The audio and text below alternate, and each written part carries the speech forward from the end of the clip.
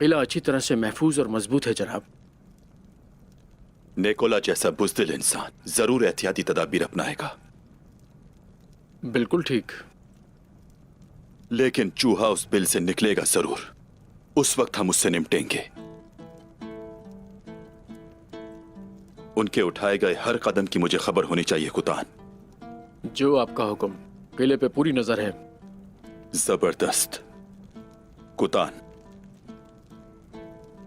जिन्होंने हमारे भाइयों की जान ली, जब तक हम उनसे किए का हिसाब नहीं ले लेते हमारे कबीले में सुकून नहीं होगा।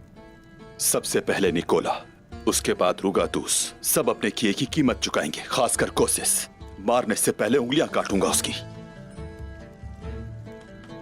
और कतालूनी जनाब,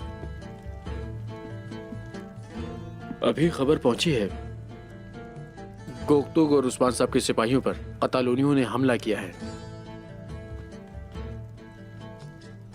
शिकस्त खाई होगी। नहीं जनाब। क्योंकि उस्मान साहब के सिपाही इसमें कामयाब नहीं हो पाए, तो फिर कतालोनियों को हम शिकस्त देंगे। तुम अब बस उन लोगों के ताकुब में लग जाओ, क्योंकि हमें उनसे भी अपना इंतकाम लेना है। जो हुक्म जनाब।